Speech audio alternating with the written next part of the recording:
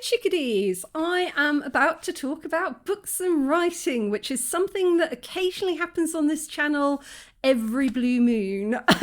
I would like to talk more about books and writing, but I always seem to get distracted by other things. And then when I do talk about books and writing, the algorithm kind of hates me. So you can't win. But today I'm going to go through 2 author tags and 1 book tag. And I'm just glancing down to remind myself who put these challenges up. The 2 author tags I found through Margaret's channel, Margaret Pinard, who's a good friend. And I was really excited because I have only answered Booktube questions up to now, which is people who read. So I've spoken about books that I've read. I generally don't talk about books that I write, but there is a whole other corner of YouTube called Authortube where people ask questions about writing. So today I'm going to do that, and then I'm going to finish up with a tag from Really Random Reads, which is Andy's channel, and he set this back in January 2025. I wasn't tagged in, but you know, I think it was his first time setting tag questions, so I thought, hey, might as well jump on board. So the first 2, the author ones, are Authors Are Weird by Heather Salter and Emma Bennett. And it's questions about weird things that authors do. And also I think the second one's by Emma Bennett, and it's called Writers Not Writing. So what writers do when they're not actually writing. And I can tell you all about that. I can tell you all about that, not proudly. And then finishing up the Booktube one about reading is embarrassing reading. So things we're embarrassed to read, or books we're embarrassed either not to have liked or not to have read, and that was set by Andy. So let's get into it.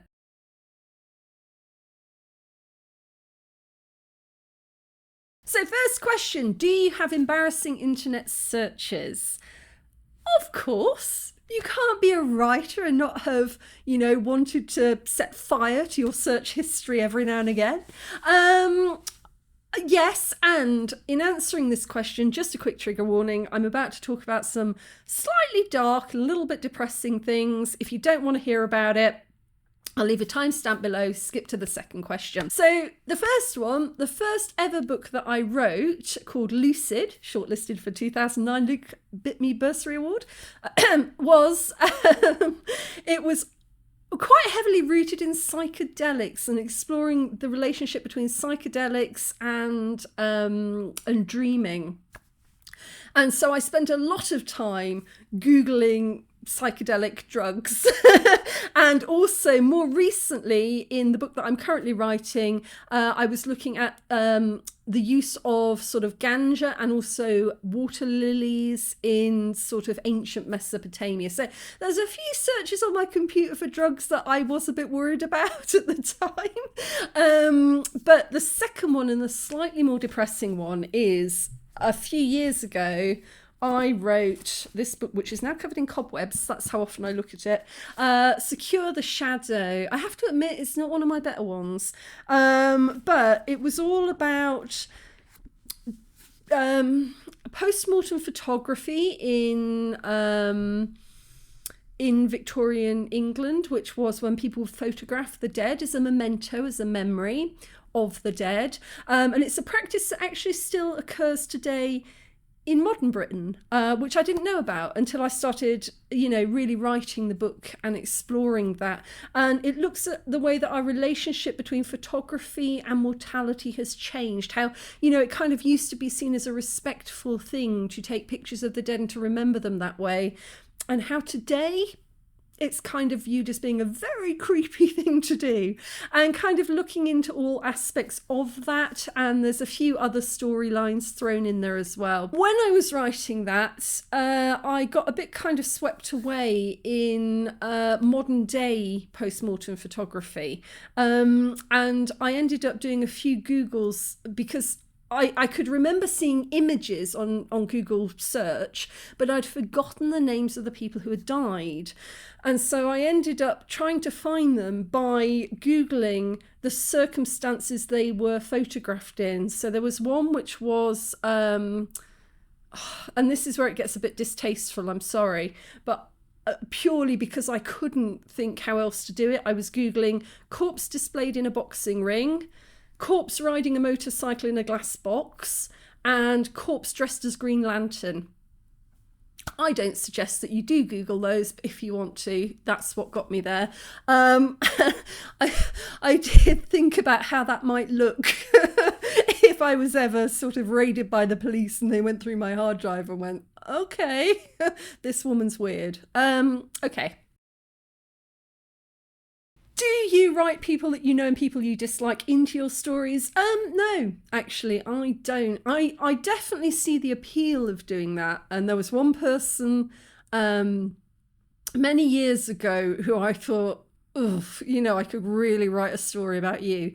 But I don't, because I don't think it's very interesting for the reader, because they don't know what the beef is between you and this person. So it can feel a bit contrived if you try to force a character into being somebody. I think characters come organically from their situation and the story that evolves around them. So, you know, if you've got something in your mind that doesn't fit that character, but you try and make that character into that situation, it never works out well for a story. But more than that, bigger than that, is that I write for escapism, you know, which is why I don't set stories in Kigali, why I don't set stories in my hometown, because I like to go to other places and explore other things when I write. I don't write to kind of magnify where I currently am. So, you know, I think I would get depressed if I attempted to write an entire novel around somebody I didn't like, because you wake up every day, sit down at your computer and go, oh God, I've got to deal with this person again. So no, and I don't think it makes for an interesting story, but I do see the appeal of, I think a lot of new writers when they first start out sometimes get quite tempted to do that, but from my experience, it's not something that works out well for the story. So no, I don't. But I have to admit that all characters in all of my stories, at least, and when I talk to other writers in their stories as well, every character, be they a good person or a bad person or an amoral person or something in between all of those, they pick from certain traits of people that you've known or situations you've known through your life. So one character is never usually based on one person, but they might incorporate many different people and many different situations that you've seen through your life. You know, because to an extent, we all build worlds through our own experience. We can imagine new worlds, but usually the grain of it begins with sort of our own experiences and thoughts and feelings. And then we go on to explore other situations through our characters once we've created them. Number 3, I love this question. It's basically asking, as a writer, are you stinky? Yeah, no. Sorry. I love this question. I've never seen this question before. It's a giggle one. Yeah, absolutely. So I'm going to overshare here. I am prone to doing that, but I don't like pajamas very much. I don't like feeling restricted when I'm sleeping. So what I tend to do is in the nighttime when I go to bed, I take off my clothes and I leave them on the chair, and then the next day I'll just put them back on again, and then I'll get up, I'll have breakfast and a cup of tea, and then later I'll have a shower, and then I'll put on some fresh clothes. So, you know, often if I get up and I'm having breakfast, a coffee or whatever, and then I get pulled into writing or, you know, pulled into research, I can sit here in yesterday's clothes for quite a while. You know, doesn't bother me. You know, if there's somebody coming to visit, obviously I'm going to take a shower and change my clothes, but if there's nobody coming to visit, I'm going to get on with my work and I just zone into what I'm doing. There's a lot of talk at the moment that, you know, people are losing the ability to concentrate. Yeah, maybe. Yeah, but I'm not suffering from that. Once I get into something, I'm sort of, boom, I am there for it, you know? So yeah, I will delay having a shower, brushing my teeth if I get pulled into something. Number 4, do you go onto baby name websites to come up with character names? Of course. I think Most writers have done it at least once in their life. You know, you're sitting there, you've got a character. You might not even be sure if that character's going to remain in the story in the final draft, but you've got to call them something and you just can't come up with it. I do go on baby name websites. I usually go onto them when I've got a character and the name has to matter. So I did this a lot with Rosie Hours. Almost all of the main characters in that book have got a name that means something. Like Shada meant lovesick. And, you know, that was who she was. It was part of her character. And so I like names that relate to the characters. Like the book I'm writing at the moment, Sargon again, there's a character there called Sepu, and he has a limp because he's got an injured leg, and I think Sepu means foot in Sumerian or Akkadian. I have to go back through and look, but you know, I sometimes when I'm not sure what to call somebody, I will search for a name in their language that is related to them in some way, and I like that. And that's when I go onto baby name websites. But if it's a minor character and I'm just sitting there and like, oh God, you know, I'm having an off day, I haven't got the imagination for it, I will also sometimes check my spam folder because you get some really interesting names in spam folders. You know, people just posting under weird names, and sometimes that kicks me into inspiration a little bit. Do I think about actors who could play my characters? No, I don't. It's not something I've ever thought about. I don't know why, because when I write books more and more through the years, I think about the scenes quite cinematically, especially with Sargon, where there's a lot of war, there's a lot of battles taking place, and I'm thinking about it more cinematically and writing it more cinematically. But within that, I don't turn to actors in terms of what the characters look like. I tend to turn to art. I will spend a long time on Google Image going through going through art and deviant art as well, you know. And so I do take visual cues, but not usually from real people. Have I ever stared at somebody because I thought they were like one of my characters? Not that immediately comes to mind, but years and years ago, one of my earlier books, Angarichna, actually this was the second book I ever wrote, the first to be published, and it was about a tuberculosis sanatorium in South Australia in the early 1900s, so just before antibiotics came in, which was really a tragic time because the minute that we had antibiotics, tuberculosis disappeared. You know, it's like shown the door. But until we had antibiotics, it killed a lot of people. It was not a nice way to go. And so it was like right on the cusp of history, which I always think is a very tragic point in history, just on the cusp between things being awful and if you'd only been born a few years later, things would have been a lot easier. But anyway, not going into that too much, but there was a vast photographic archive at the Museum of South Australia, and they had a lot of pictures of the station, Angarichna station, from that time. And in one of those pictures, I was already well into writing the book, but in one of those pictures, there's a picture of them standing outside, the patients standing around Angarichna, and in it, I could see all four of my characters plain as day. And I was like, wow, you know, I hadn't seen that picture and written them as those people, but I'd written the characters and then I saw them in that photograph and I was like, okay, all right. Do I talk to myself to get through scenes? Yeah, sometimes. It's rare, but sometimes I will have a session where I will get out my phone and I will pace up and down in the room, just talking through the problem to myself, and then I'll go and I'll read it back later.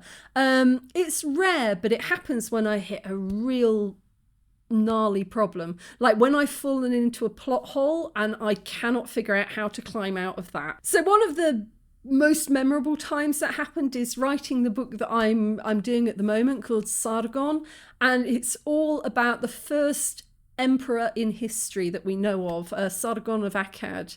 And I just hit this wall because I'm not a military strategist, but you know, the entire book is a massive military campaign, and the problem that I had is he had to take this city called Kish, and he had to do it without an army, or he had to do it with somebody else's army. You know, he didn't have the money for an army, he didn't have an army.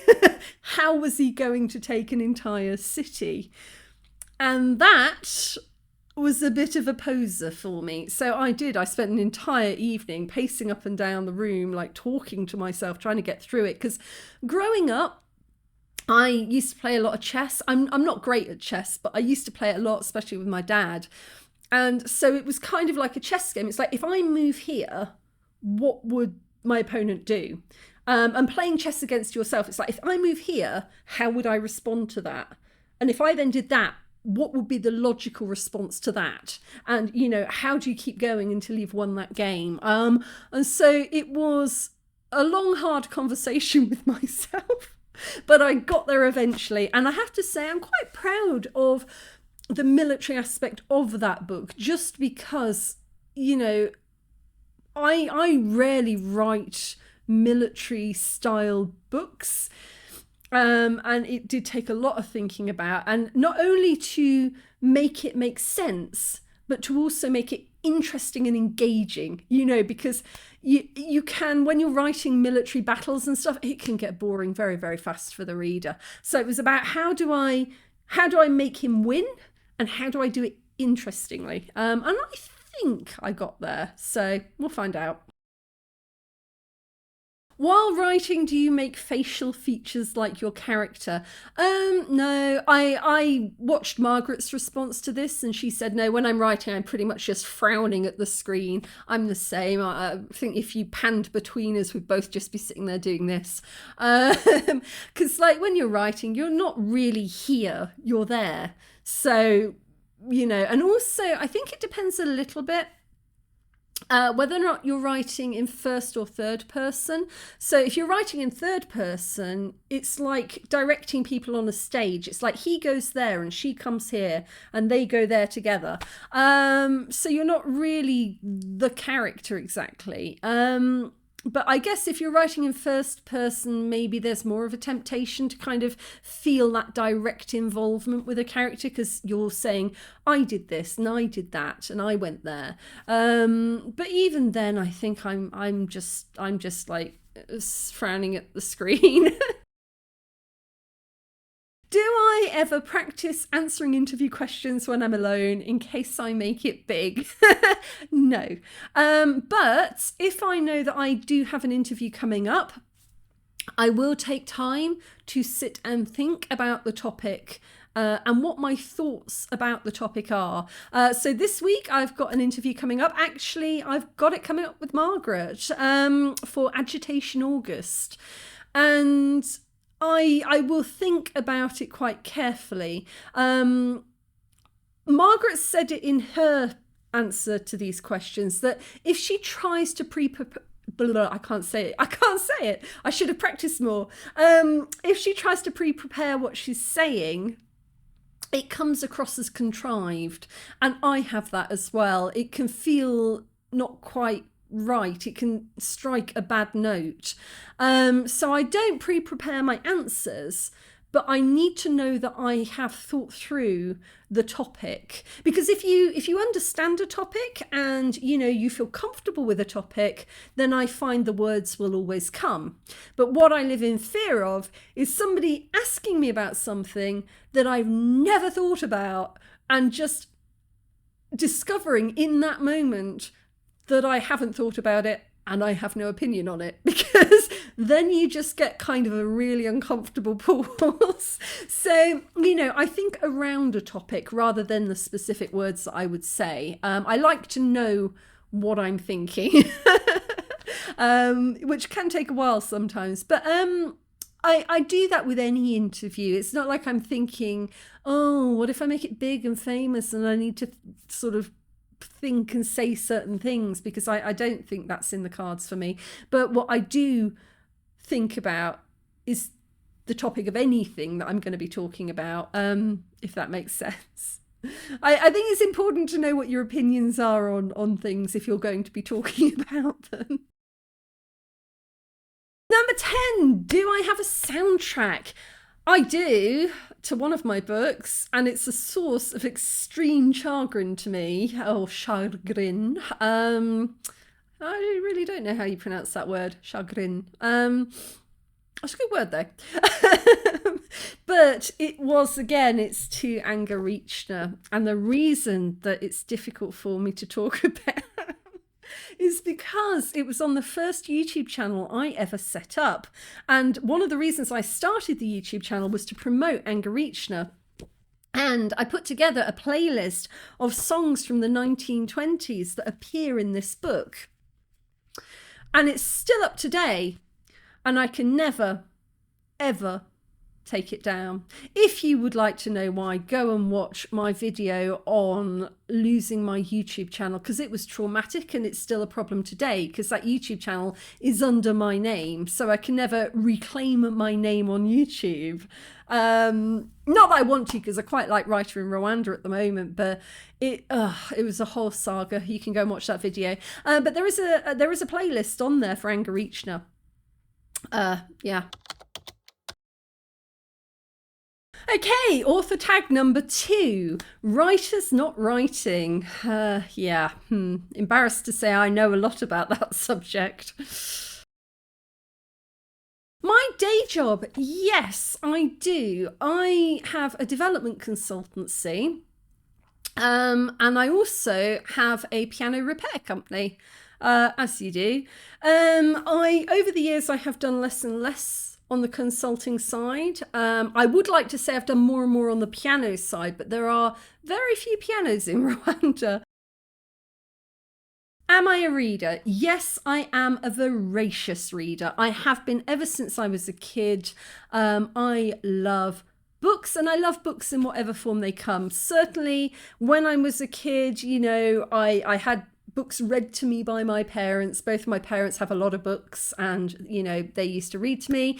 Then of course, as I got older, I started reading a lot. I dove straight in there, especially the point horror. I was a huge horror fan through school and through my teenage years.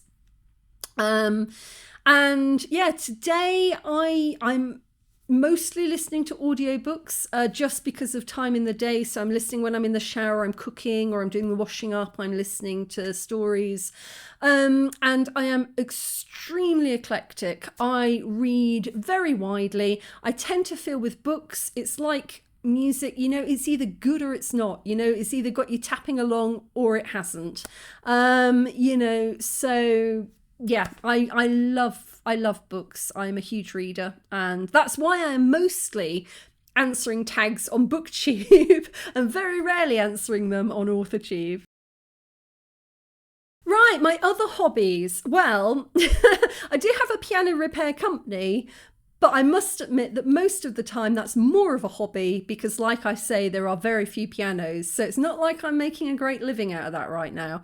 But it did actually begin as a hobby. I had a piano that was broken.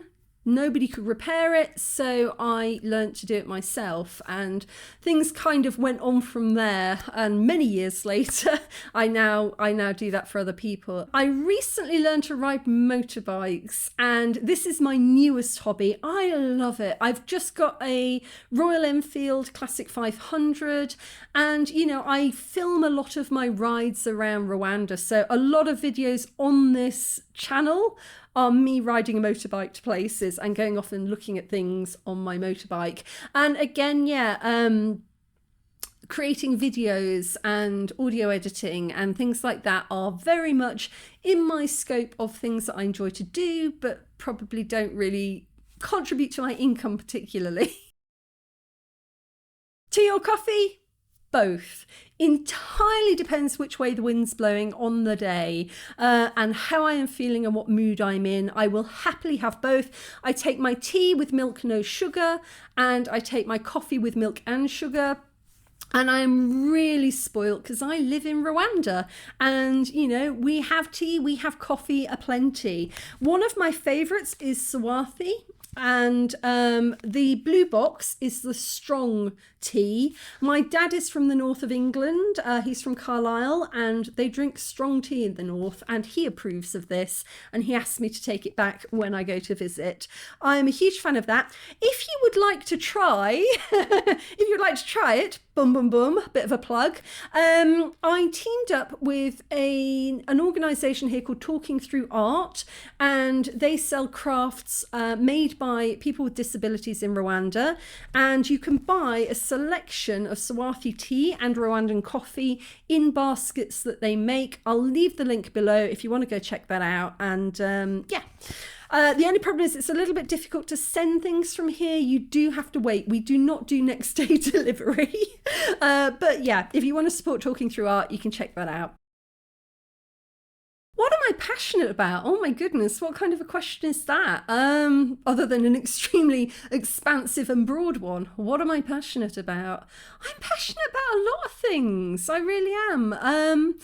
I am passionate about human rights, about people having the right to have a meaningful life. You know, there's an old socialist song called Bread and Roses, which is all about, you know, give us bread, but give us roses too, which means, you know, bread is food, it's sustenance, but that isn't enough to have a purposeful life. Give us roses too. Give us some beauty. Give us some art. Give us something that makes life worthwhile.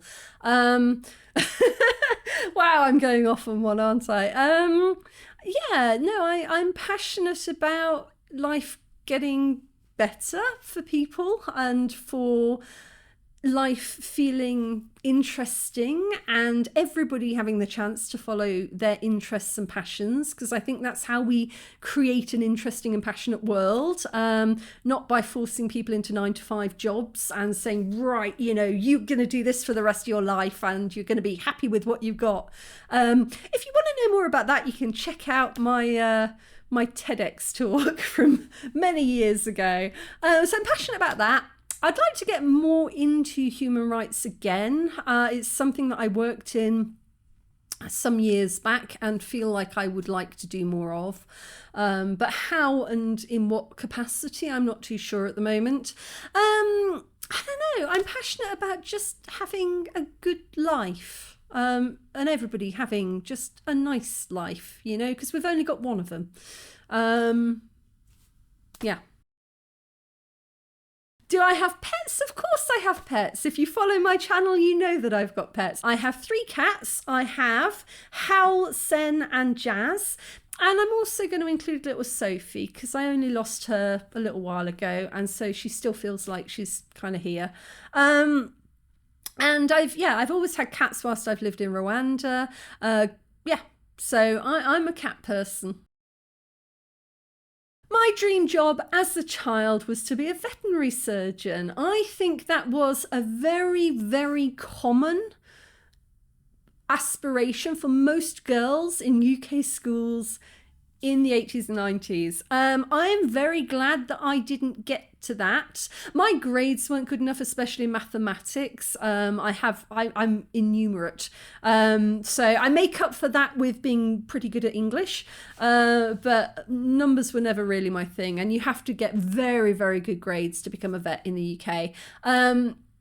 So I'm glad that I didn't, because years and years later, I befriended our veterinary surgeon here in Rwanda, a lovely lady, and watching what she went through on a daily basis, I don't think I could have done it. I mean, just, you know, it's hard enough emotionally coping with your own animals. You know, every day seeing things happening to other people's animals would be too much. And also, you know, the surgery part of it is gruesome. You know, I think I like the idea of cuddling and petting animals, but I didn't really realise how intense the actual medical side of it, the surgical side of it was. So I'm glad that I didn't fulfill that dream. I don't think I would have coped with it very well.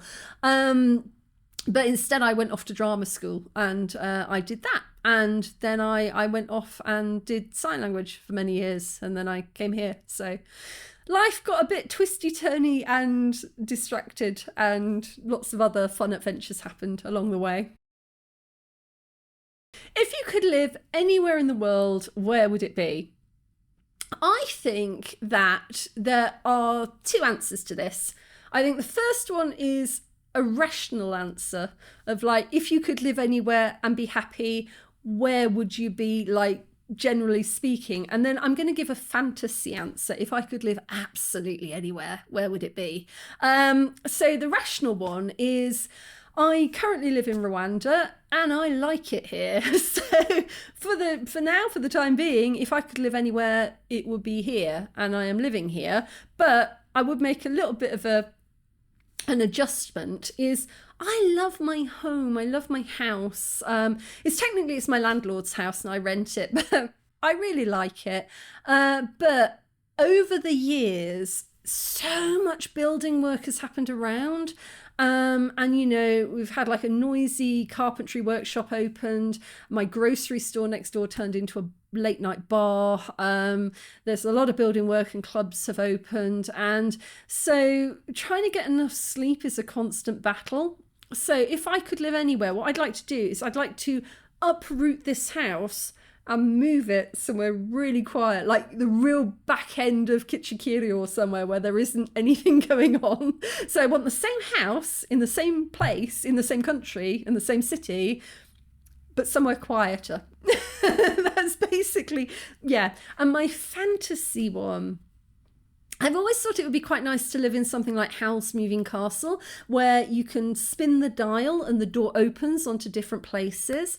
I saw an AI generated like winter scene, like it looked like a room in the side of a cliff with the snow coming down outside and a fire and a cozy fire inside this kind of mountain. Oh, that looked amazing. I'd love something like that. But then I'd also like a little tunnel that opens onto a private sunny beach with a forest and the sea. Because the thing with me is, I think if you stay in any one place forever, you're going to get a bit bored of it. So it would be nice to have something like House Moving Castle, where you can change where you're going and your house allows you to open onto different rooms with different places. That would be very cool. Yeah. So I don't know. There's lots of fantasy places I could think that I would like to go. Do I speak any foreign languages? Mvuga Kinyarwanda Giche. I speak a tiny bit of Kinyarwanda. Nitwa Marian Amakuru. So very, very basic Kinyarwanda. Enough to get around on a moto and feed myself. And yeah, I'm embarrassed by how bad my Kinyarwanda is and how much better it should be.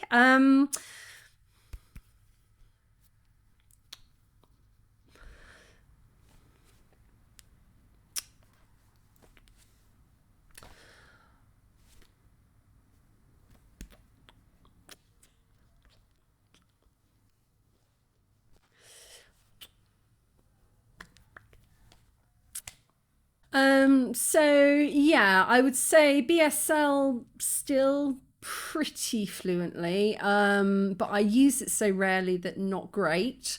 Rwandan Sign Language vocabulary, poof, gone. And just tiny bit of Kinyarwanda. The music in my collection is as eclectic as the books on my shelf. You know, you'll find everything there from like Ren, who is amazing, through to 80s, 90s pop, through to reggae, some really, really old Rwanda tracks like Holy Jar Doves, Margaru and Dr. Claude. Just like a mixture of everything, some musicals in there, you know, like I said, earlier on, I think it's about whether or not a song is good or not, whether or not it gets you tapping, whether or not you remember it, rather than what it actually is. So yeah, everything. Okay, so that's the two Authortube ones. Let's get on to the Booktube one. I had to take a little break to feed my cats, but I'm back, and there's a big windstorm kicking up outside, so if you hear like rustling in the background, that's what that is. But I'm gonna push forward with this, and it is the embarrassing book tag, or the embarrassment book tag, that Andy started, and I wanted to do it because it was the first book tag I think he's put forward, the first set of questions, and it would be great to perpetuate that and to get more people joining in and answering it. And then when I started going through the questions, I suddenly realised that I don't get embarrassed very easily. It's not to say that I never get embarrassed, but it takes a lot. And I wasn't always that way. You know, growing up, I went through the extremely awkward teenage phase that everybody does, where, you know, you're hyper aware of people watching you or how you look or what people think. But now as a woman in my 40s who has, you know, travelled quite extensively, done quite a bit, and grown into my skin, there isn't a lot that perturbs me. But I'm going to give it a go anyway, so let's get into it. So I can't think of a book that anybody really made me feel embarrassed for having sort of liked, but I do remember growing up that in any secondhand bookshop or any bookshop, I would quite deliberately give the Mills and Boon section quite a wide berth. So I remember growing up that Mills and Boon had kind of a reputation for pumping out kind of slushy romance that was sort of aimed at a certain demographic, which was usually older women on their own, looking for a bit of a romantic fix. And I don't know, I guess this ties into the snobby book reader tag, where I talk about whether or not I'm a snobby reader. But certainly growing up, I feel like I would have had a bit of heat emanating off my face if I'd been caught standing next to the Mills and Boon. And, you know, way later in life, I did actually pick one up and read it, and, you know, it was all right. It wasn't great, but it was all right. But I kind of definitely, yeah, moving on. A book that I'm embarrassed about missing the point of. I can't think of one. Not to brag, but sorry. You know, I did 5 years of drama, studying Shakespeare, modern playwrights, analysing the hell out of texts. I've taught undergraduate creative writing. I have written a lot of books. I have spent most of my years studying how to analyse texts and stories. And so I feel like there isn't a lot that I completely miss the point of. Not that I never misunderstand things, obviously, but if I feel like I've misunderstood something, I usually research it and go and see what other people think about it and form an opinion of it. Yeah, no, I can't think of one that I've ever gone back to and gone, oh, I really didn't get that, you know? A book that I would be embarrassed to be seen reading in public. Okay, yeah. So I'm actually talking to Margaret about this soon for Agitation August. There's a book called Emergency Sex, True Stories from a War Zone. Hold on. This one here. And when I first read this, I remember I would read it on the bus and I would keep it sort of like this in my lap. And if anybody sat down next to me, I would close it with the back cover facing up so that the title wasn't so in your face. My friend, when she was reading it, she would cover the front cover with wrapping paper so people wouldn't be able to see what she was reading. And the reason that I did that is because it's a very heavy book, all about UN conflict zones during the 1990s, of which Rwanda was a part of that. And more than those, so you've got the picture of the UN on it, but more than that, emergency sex in big titles. Rwanda is a very conservative country, and a very Christian country, and to sit down on public transport and to be seen to be reading that, nobody would have said anything, but it would have possibly been an uncomfortable experience for all involved. There are also books that are blacklisted here that I have read, but I wouldn't read in public, just because you don't want to create that kind of uncomfortable feeling. A book that you will be uncomfortable purchasing in person. Thankfully, you don't have to purchase anything in person anymore because we've got Kindle and audiobooks and Amazon. But years and years ago, I drove down to Auschwitz. I was on a writing retreat in a little house on the border of Poland and Germany. And I crossed over into Poland, and I drove down to Auschwitz to take a look at it. In the gift shop on the way out, there were quite a few books about the history of Auschwitz, and I picked up a couple of titles. The first one was a very famous book, If This Is a Man by Primo Levi, which I would recommend anybody to read. Actually, it's a compendium. It's If This Is a Man and the Truce. If This Is a Man is about his time in Auschwitz, and the Truce is about how he adapted back into society after leaving Auschwitz. That is a hell of a book. But then the other one that I picked up, I have to check the title. I can see the cover. I need to check the title. So it's a book by Niklas Nisley called I Was Dr. Mengele's Assistant. And Dr. Mengele was a raging psychopath, a raging sadist. He conducted horrific experiments on the people at Auschwitz. And the book was a biography by his assistant. And I wanted to read it because I am curious about people's experiences. I'm curious about biographies. I read a lot of biographies. I like to see the world through other people's eyes, and I wanted to know what he had experienced. But at the same point, it was an exceedingly uncomfortable experience to buy a book with that title in that location. And so I didn't. I didn't buy it at the gift shop. I took down the title of the book, and I think I downloaded it on Kindle, or I found it somewhere else and read it later, because I didn't feel that it was appropriate. Even though they were selling it themselves in that shop, I didn't feel that it was appropriate to buy it. But I did want to read it, and so I eventually did. But that one caused conflict. I think really any book that I would hesitate to buy is a book that goes against who I am and my sort of moral compass. So buying a book that is rampantly homophobic or rampantly racist or rampantly sexist would be difficult for me to do in person. If I want to read something, I'm more likely to get it online than to turn up and buy it.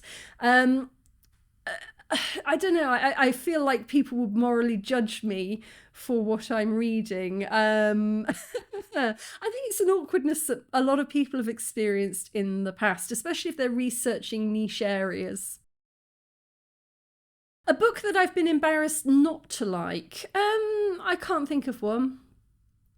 No, I don't see any point in being embarrassed about things you don't like, because what's the point? You like things, you don't like things.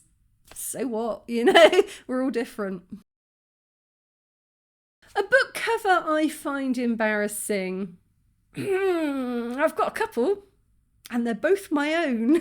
I'm not going to go into detail here, but I had issues with the cover of the first edition of Lucid, and I had issues with the cover of Georgie, so much so that when the rights reverted back to me, I redid the covers into something that I could cope with. But if you want to know more about that, I'll leave the links to both of those below, because I did an Indie April series where I talked about my books, and I did mention the cover issues in both of those. So I'll leave those links below if you're interested. A book I feel embarrassed not to have read. Again, no, can't think of one. I think if there's something that I feel I should read, I do. So I can't think of one off the top of my head. A genre that I'm embarrassed to like, again, as an adult, no. I guess maybe when I was a kid, I was really into fighting fantasy, and I loved text-based games. So Muds, Moos, Mushes, I really got into that. And I think that RPG really sparked a lot of my imagination and the idea that I could create and build worlds. And it had a fundamental and profound influence on my world building as a writer.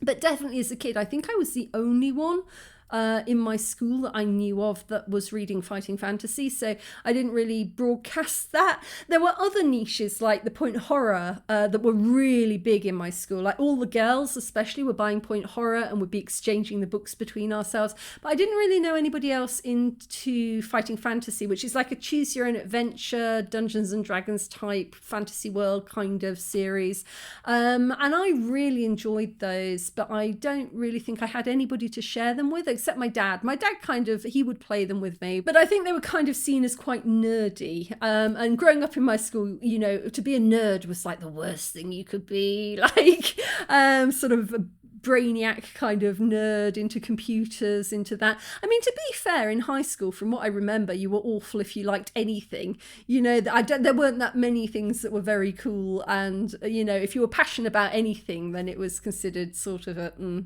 it was that kind of place. But I still to this day credit them with having inspired me quite a bit as a writer, and especially the more sort of fantasy side of things. They were fantastic. Actually, just thinking about it, I had a huge collection of these books, and I feel like I remember my mum saying she gave them all to my nephew. So Damien, if you're watching this, if you do have those fighting fantasy books, please keep hold of them. Don't sell them or give them away if you've still got them, because yeah, they were quite a big part of my childhood. An embarrassing bookish object. I don't know how to answer this one because I don't know what that means. An embarrassing, is that like, I don't know, using a penis-shaped bookmarker or something? I don't know. I can't think of any embarrassing book objects that I have. That feels like a challenge though. That feels like I should own one, and I now need to go off and shop for one. Just turn the lights on because it's feeling a bit dark in here. Okay, so the last one, are there any words, sounds or phrases that you feel embarrassed about overusing on YouTube or in real life? No, and I get quite annoyed at people who make other people feel bad about the way that they're using language, because language and identity are so intertwined that, you know, the way that you express yourself is important, you know, important to you and important to others to kind of get a sense of, you know, who you are. And I often hear people, even very intelligent people, very kind of literary people, disparaging other people for overusing words like so and like in their sentences. And I know that I use so often when I'm sort of presenting on YouTube, because I edit my own subtitles. And there is nothing more humbling about language than editing your own subtitles, because then you really understand how you use language. But they're called discourse markers. And I saw somebody the other day, actually a booktuber that I follow, and she was saying, oh, you know, I need to really make more of an effort to remove those from my speech. No, don't, because discourse markers like so and like, they're very important. And what they do is they indicate to people when sentences are starting and stopping, and when, you know, you need to pay attention to the next thing coming in the sentence, and they're subconscious. And when you become aware of them, and you start to count them, it's like, so I said this, so I then, so, you become fixated by the way that you're using language, and you shouldn't, because language is ephemeral, it's temporary. You say it, it's gone. You know, people aren't sitting there counting over and over and over again the number of times that you use a word. I mean, maybe if it's excessive, like if you're like constantly like talking about like something like always like using the word like, then that's excessive and maybe you need to adjust. But discourse markers are brilliant. They really help to keep words and sentences flowing and to keep people's brains focused on what's coming next. It's telling you that what comes after that marker is important, and it's tuning the listener's brain into what you're saying next. And there are other markers like parentheticals. One of the most the by the way, is a filler, a Discord filler. But parentheticals like, you know. I use you know a lot, and I use you know when I know that I'm saying something that could be slightly controversial, but you know, I want to build a connection between me and you, and by saying you know, it's putting you on the same intellectual level as me. I'm not saying, oh, I know everything and you don't know. I'm saying, you know, you get me, you're on my level, we have an understanding. And again, it's mostly completely subconscious to use it, but it means so much within language, and it builds relationships through what you're saying, and it keeps people engaged with what you're saying, and it draws people in rather than pushing them out. So I have seen people try to make people feel bad about using parentheticals, or about using hedges, or about using Discord markers too much. Don't do that. Don't make people feel self-conscious about their own speech and presentation, especially, you know, with YouTube and videos, especially when we look back at our old videos, especially when I look back at mine, I am hedging and filling the hell out of everything I'm saying. You know, it's not great, but you watch yourself and you learn and you adapt and you become a bit better at presenting. And then your language naturally changes anyway. But that's a process you have to go through. It's not something people can shame you into changing, and they shouldn't. Expressing yourself is such a personal and individual thing. I'm going to stop ranting on about it. But yes, I refuse to be made to feel embarrassed. You cannot shame me on this topic. So anyway, moving on. Right, okay, that's the end of all of the tags for today. It says tag people in. I don't tend to do that. What I tend to do is I invite you. If you have a channel and you want to answer these questions, go for it. And if you don't have a channel but you want to join in, just leave your answers to the tags below and let's have a conversation.